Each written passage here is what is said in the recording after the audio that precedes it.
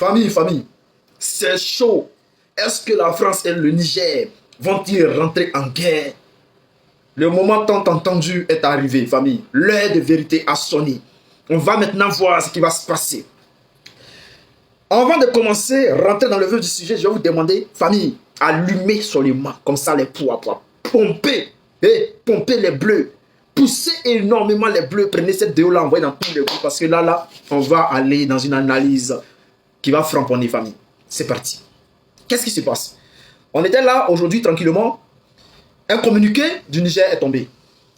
Le Niger décide. Vous savez que vendredi, on va aller direct.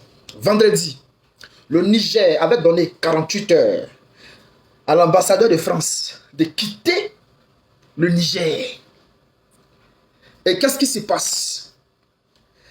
Il y a une vidéo qu'ils avaient fait en août dernier. Il y a, je crois, 2-3 semaines de cela.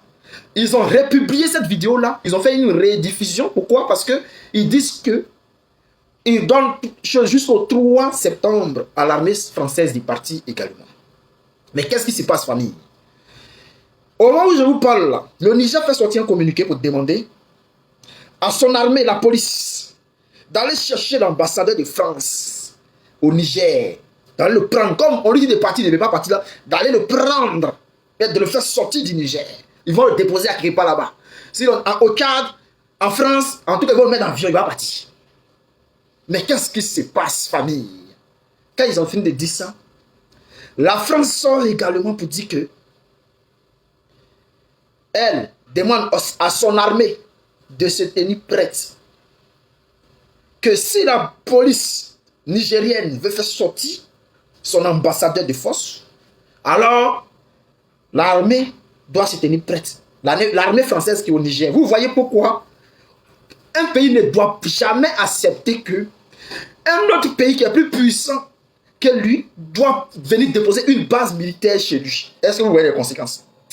On va aller en profondeur. Qu'est-ce qui se passe? Qu'est-ce qui se passe, famille? Qu'est-ce qui se passe? On va aller doucement.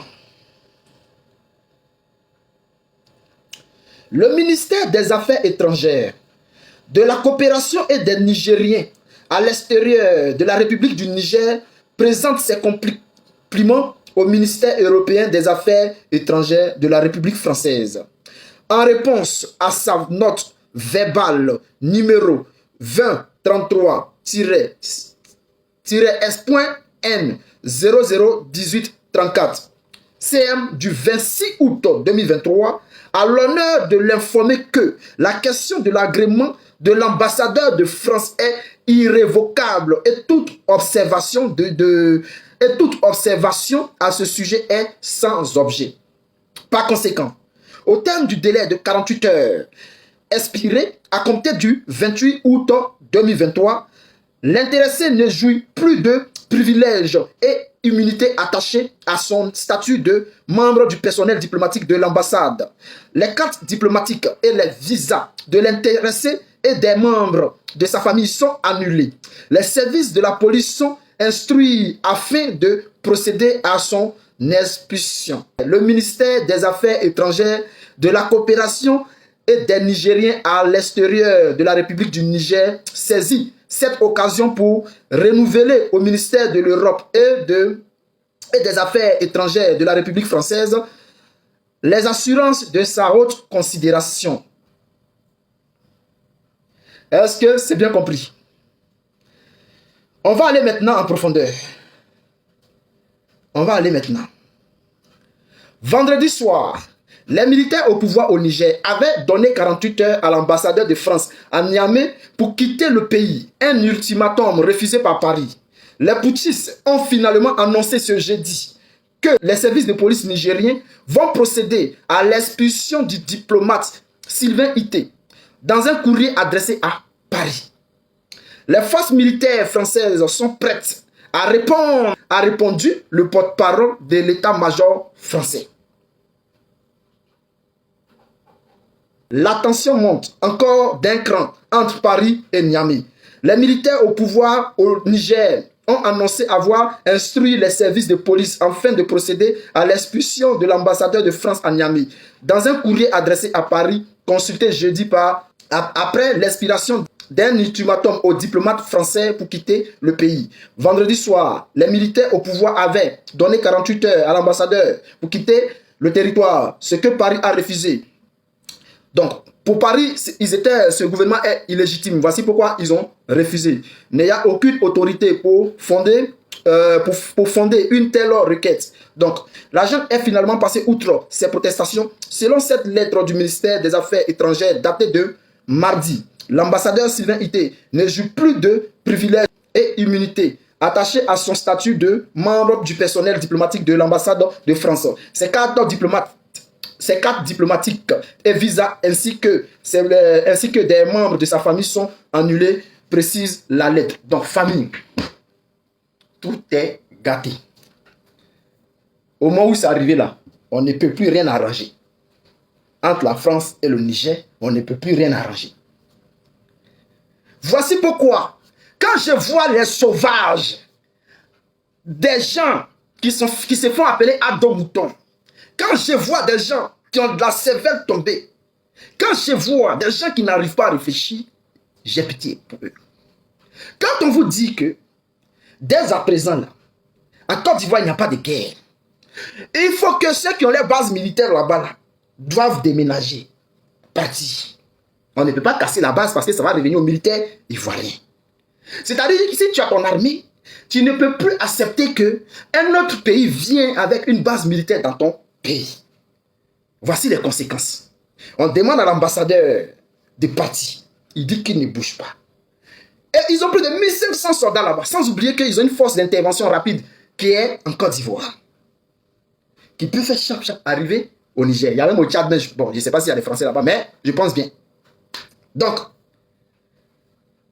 aujourd'hui, c'est gâté. Qu'est-ce qui va se passer maintenant? On va rentrer maintenant en profondeur. Est-ce que la police nigérienne va vraiment aller expulser l'ambassadeur français qui est au Niger? Si ils vont le faire et qu'il y a échange de tirs, les deux pays rentrent en guerre. Parce que le problème qu'il y a là aussi, là, c'est que l'ambassade de France qui est au Niger, c'est leur territoire.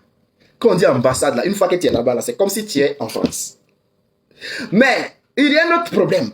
Puisqu'il y a une question de visa, alors si le visa est expiré, champion, tu n'es plus sur ton territoire.